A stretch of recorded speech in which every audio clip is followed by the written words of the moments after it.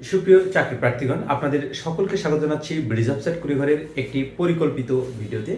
এই ভিডিওতে আমরা দেখব বাংলাদেশ সরকারের যে নিয়োগ বিধি রয়েছে, এই নিয়োগ বিধির একটি সুস্পষ্ট নিয়োগ বিধি হচ্ছে বাংলাদেশ সরকারি চাকরির কমন পদ, অর্থাৎ কোন কোন পদগুলোকে কমন পদ বলা হয় সেই বিষয়টি আমরা জানবো এবং এই পদগুলো থেকে আপনি কোথায় প্রমোশন পেতে পারেন, কোন পদ পর্যন্ত যেতে পারেন এবং এই পদগুলোর সুযোগ সুবিধা কি। বাংলাদেশ সরকারের জনপ্রশাসন মন্ত্রণালয় বিধি এক শাখা থেকে গত 2019 সালের 24শে সেপ্টেম্বর মঙ্গলবার এই আদেশটি জারি করা হয়, অর্থাৎ এই প্রজ্ঞাপনটি প্রকাশ করা হয়। এখানে বলা হচ্ছে আপনি যে অধিদপ্তর, যে মন্ত্রণালয়, যে পরিদপ্তর বা যেখানেই আপনি চাকরি করেন না কেন, যদি আপনি এই পদগুলোর যে কোনো একটি পদে জয়েন দিয়ে থাকেন তাহলে আপনার প্রমোশন অবশ্যই হবে এবং এই পদগুলো কখনোই ব্লক পোস্ট না, এটা স্পষ্ট করে বলা হচ্ছে। তবে প্রমোশনের ক্ষেত্রে কিছুটা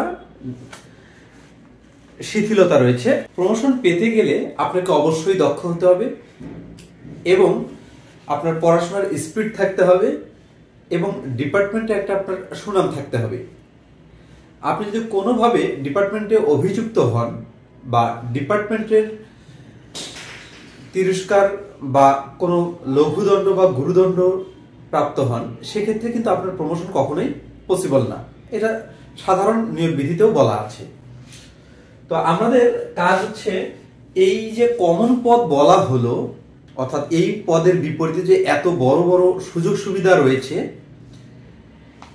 এই সুযোগ সুবিধাগুলোর একটি সুযোগ সুবিধা হচ্ছে আপনি যে ডিপার্টমেন্টে আছেন, ধরুন আপনি উচ্চমান সহকারী পদে একটা ডিপার্টমেন্টে রয়েছেন, এই ডিপার্টমেন্ট থেকে কোনোভাবে আপনি আপনার ডিপার্টমেন্টে প্রমোশন পাচ্ছেন না, তাহলে আপনার চাকরির বয়স যদি 2 বছর হয়ে যায় এবং প্রকৃত বয়স 40-এর নিচে থাকে এবং এই পদগুলোর যে কোনো একটিতে আপনি দায়িত্বরত থাকেন বা এই পদগুলোর একটিতে আপনি জয়েন দিয়ে থাকেন, আপনার ডিপার্টমেন্ট ব্যতীতেও অন্য ডিপার্টমেন্ট, অধিদপ্তর, পরিদপ্তর, মিনিস্ট্রি বা জনপ্রশাসন মন্ত্রণালয়, এগুলোতে কিন্তু আপনি ইজিলি যেতে পারেন।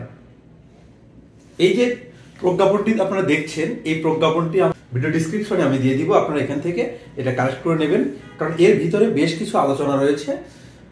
গুরুত্বপূর্ণ যে আলোচনাগুলো, সেই আলোচনাগুলো আমি তুলে ধরার চেষ্টা করছি। এখানে দেখুন আমাদের যে 11টি পদ, এই 11টি পদ হচ্ছে প্রধান সহকারী, উচ্চমান সহকারী। প্রধান সহকারী গ্রেড হচ্ছে 14, উচ্চমান সহকারী গ্রেড হচ্ছে 14।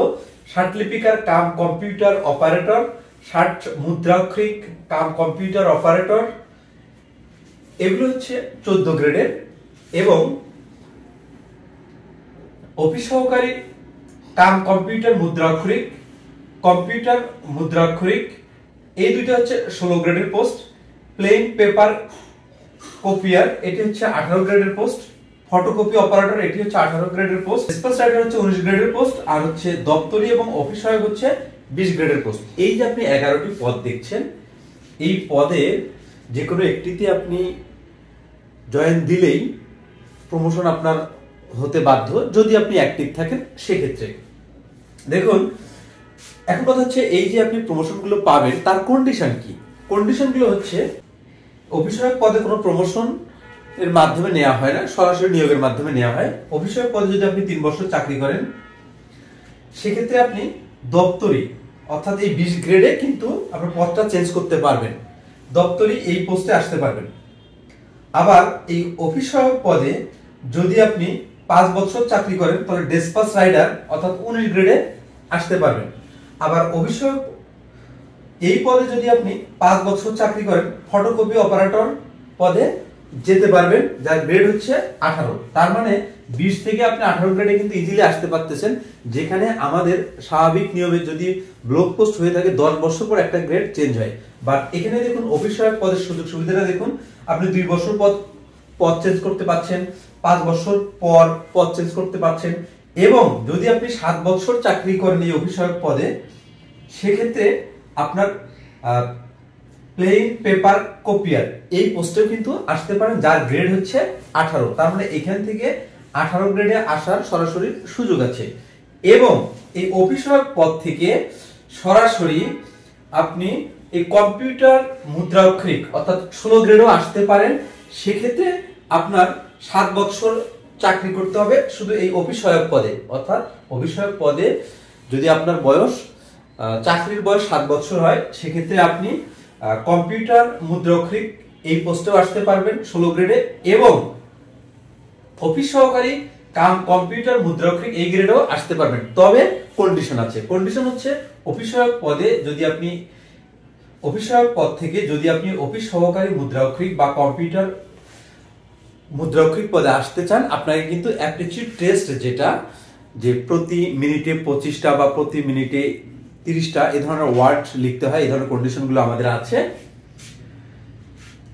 এই হচ্ছে আপনাদের অফিস সহায়ক পদে সর্বোচ্চ আপনি 16 গ্রেড পর্যন্ত আসতে পারবেন। তার মানে আমরা যারা এখন বর্তমান চাকরির সংকটে ভুগছি, অনার্স মাস্টার্স, পূর্বে আমরা দেখেছি এই পদগুলো কিন্তু আমাদের অনার্স মাস্টার্স লেভেলের অনেকে আমরা দরখাস্ত করে থাকি। আসলে দরখাস্ত করলে যদি চাকরি হয়, সেক্ষেত্রে আপনার যদি স্পিড ঠিক থাকে, আপনার দক্ষতা থাকে, তাহলে কিন্তু আপনি ইজিলি এই 16 গ্রেডে আসতে পারবেন। তার মানে এই পদে চাকরি জয়েন দেওয়া মানে আপনি এই পোস্টে বসে থাকবেন এমনটা না। আমি এই 11টি পোস্টের কথাই বলছি। এই 11টি পোস্টে যে কোনো একটি পোস্টে জয়েন দিলে আপনার প্রমোশন বাধ্যতামূলক, যদি আপনার ইচ্ছা এবং স্পিড থাকে দেন। এরপরে আসি আমরা দপ্তরি।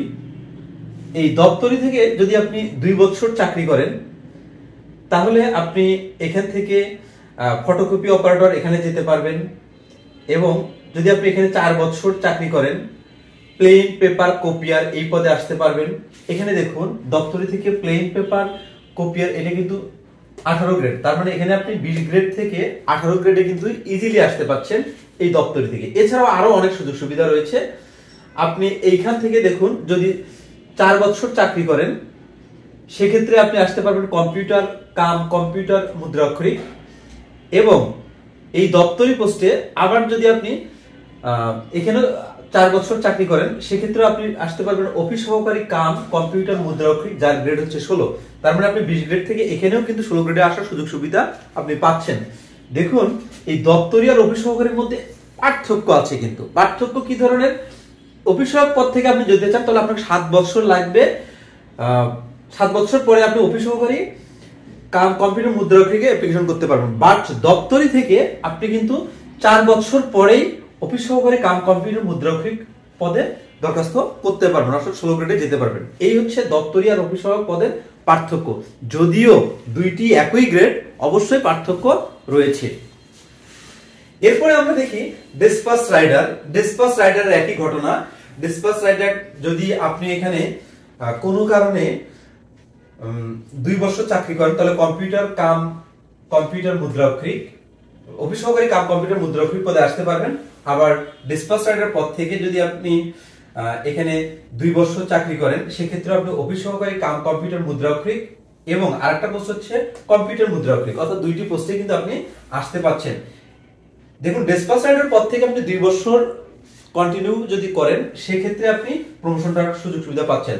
আবার দপ্তর এবং অফিস সহকারী, এই অফিস সহকারী কাম কম্পিউটার মুদ্রাক্ষরিক বা অফিস সহকারী মুদ্রাক্ষরিক পদে আসতে গেলে একটাতে 7 বছর আর একটাতে 4 বছর এই ধরনের টাইম লাগছে। তার মানে এই তিনটা পোস্ট, একটা 19 গ্রেড 20 গ্রেড দুইটা, এই পোস্টগুলো নিচের হলেও এদের মধ্যে আবার ডিফারেন্স রয়েছে কিন্তু।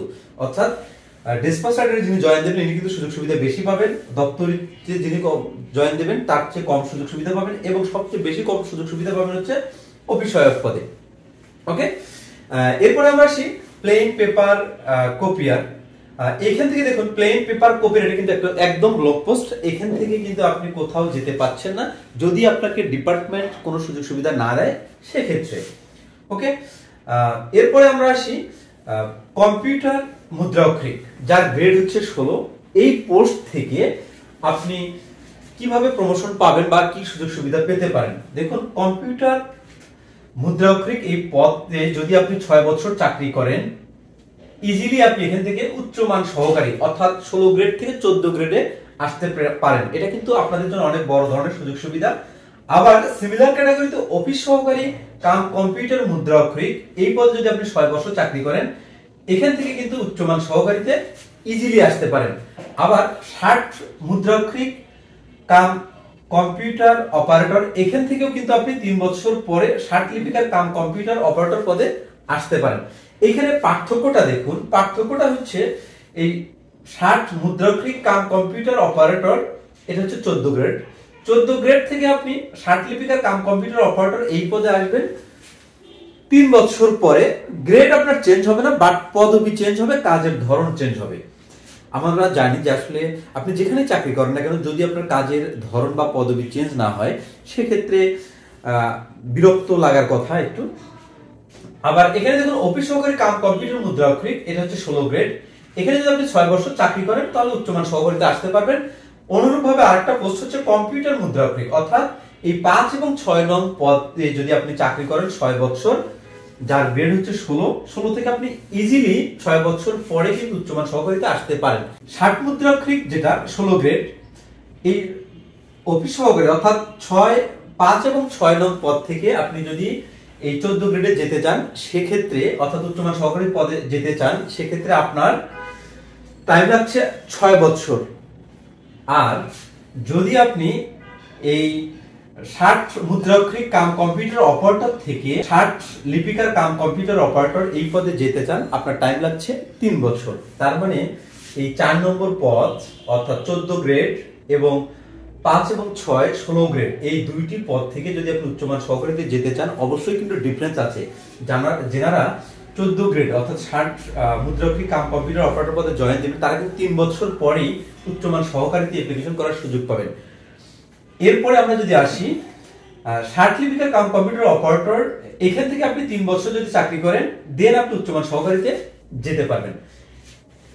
এবং ষাট লিপিকার কাম কম্পিউটার অপারেটর এখান থেকে আপনি 2 বছর চাকরি করেন তাহলে প্রধান সহকারী পদেও যেতে পারেন। আবার উচ্চমান সহকারী পদ থেকেও আপনি প্রধান সহকারী পদে যেতে পারেন, যদিও গ্রেড দুইটারই 14 গ্রেড। এখন কথা হচ্ছে আপনার বয়স হলেই কি আপনাকে প্রমোশন দেওয়া হবে? অবশ্যই নয়। আমি আগেই বলছি আপনার দক্ষতা থাকতে হবে, ডিপার্টমেন্টের একটা সুনাম থাকতে হবে, অর্থাৎ আপনার চাকরি লাইফে কোনো গুরুদণ্ড বা লঘুদণ্ড এই যে বিষয়গুলো থাকা যাবে না। এখন দেখুন এই পদগুলোর যে কম্পিউটার বা ষাট লিপিকার কাম কম্পিউটার অপারেটর বা অফিস সহকারী কাম কম্পিউটার অপারেটর বা কম্পিউটার মুদ্রাক্ষরিক, এই যে পোস্টগুলো রয়েছে এই পোস্টগুলোতে যখন থেকে আপনি প্রমোশন নিতে যাবেন তখন কিন্তু আপনাকে ল্যাবে অ্যাপটিটিউড টেস্ট, যেটা বাংলায় 10 মিনিট বা ইংলিশে 10 মিনিট বা মিনিটে 25 শব্দ এবং পর্যায়ক্রমে বাংলা এবং ইংরেজিতে 30 শব্দ, এই স্পিডটা আপনার থাকতে হয়।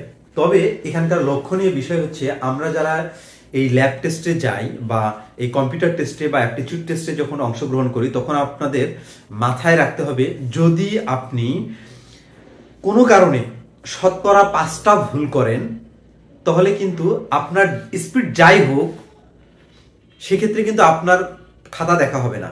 অর্থাৎ এটা হচ্ছে আপনাদের জন্য গুরুত্বপূর্ণ একটা টপিক। যারা এই পদগুলো থেকে প্রমোশন নিতে যাবেন অ্যাপটিটিউড টেস্টে অবশ্যই আপনাকে নির্ভুলভাবে লিখতে হবে। যদি আপনি 5% বা এর চেয়ে বেশি ভুল করেন তাহলে কোনোভাবে আপনার খাতা দেখা হবে না এবং আপনি এখানে ফেল করেছেন মর্মে আপনাকে বলা হবে। তার মানে এই পোস্টগুলো থেকে আপনি খুব সহজে এক ডিপার্টমেন্ট থেকে অন্য ডিপার্টমেন্টেও যেতে পারবেন, অধিদপ্তর থেকে মন্ত্রণালয়েও যেতে পারবেন, শুধু আপনার কর্মদক্ষতা এবং স্পিড এর মধ্য থেকে। তো এই ছিল আমাদের কমন পদ নিয়ে আলোচনা। এছাড়াও আমি আরেকটা কথা আপনাদেরকে বলে দিচ্ছি, সেটা হচ্ছে বাংলাদেশ ডাক বিভাগের যে কয়েকটি সার্কুলার প্রকাশ করা হয়েছে, অলরেডি 4টি সার্কুলার প্রকাশ করা হয়েছে, চট্টগ্রামে 2টা, রাজশাহীতে 2টা।